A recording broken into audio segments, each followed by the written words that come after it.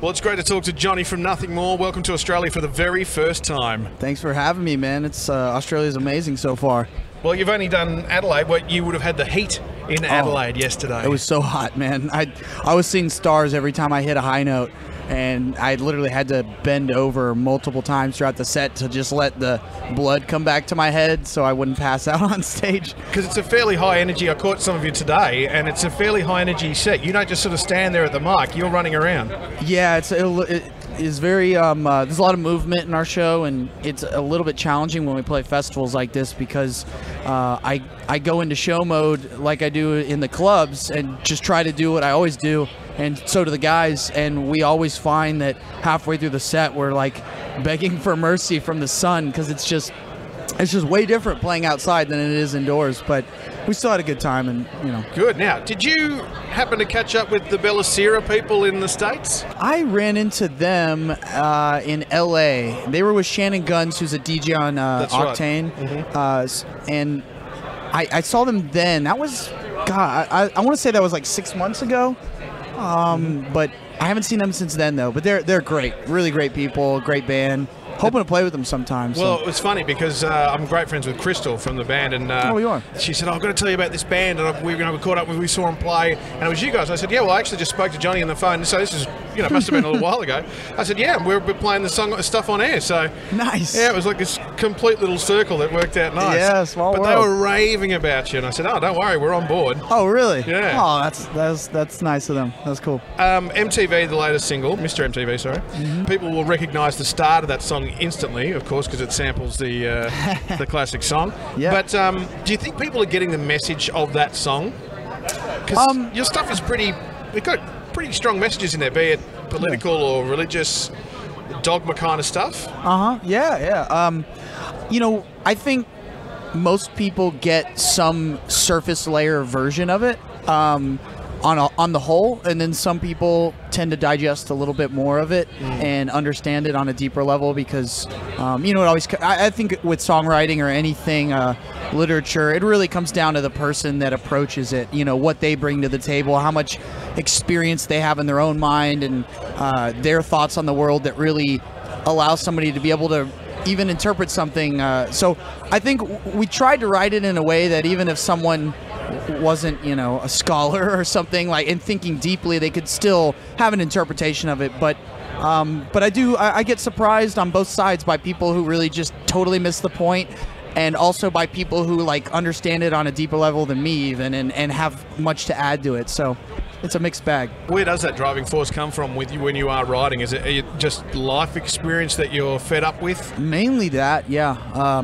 We pretty much with every song we have kind of this litmus test that we go through before we even put a concept to music. We think about and talk about and kind of meditate on, or whatever you want to call it, concepts and stories and things we've been through, and the ideas or the thought has to be something that is going to mean something more than just, hey, let's write a song to get on radio, or let's write a song to, I bet a bunch of people will buy this, or you know what I mean? So we have kind of a filter system that starts even before we play one note on the guitar or the drums, and so it really comes from a place of things that we've been very frustrated with, or are angry with, or sad about, or passionate about. We've found that music is kind of really, I know me personally, I found music to be the healthiest way for me to vent and deal with my own emotions, and I'm very thankful that I have it, because a lot of people, I think, experience all those things, and unless they find a band or a movie or something that kind of puts it into something tangible for them to kind of digest their own feelings, some people go off the rocker and like do crazy stuff and go out and shoot people, or it all kind of manifests in these weird ways. So are you suggesting that if you didn't write music you'd be out there possibly I would like to think that I wouldn't, right, but I do think that I'm you almost kind of have to be a slightly crazy person to get involved in this industry at all. And so, to be honest with myself, I do know I possess a small element of that, and I'd like to think that I wouldn't do something crazy, you know. But for example, when my mom was dying of cancer and I felt she was being taken advantage of by this church that she was a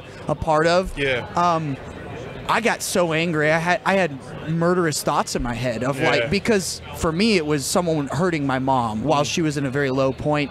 And so I think the key is not like denying, you know, the humanity that we all have, which are very dark things at times, but it's learning how to like recognize that it's there and okay, what's a healthy and good way for me to translate this and transmute it into something good, rather than, you know, that just negativity. darkness. Yeah. Oh well, I know. Unfortunately, that's something I know only too well. We lost my mum from cancer. You did? Yeah. So it's a horrible time. So you can relate. Yeah. You're just very protective at that time. Yeah.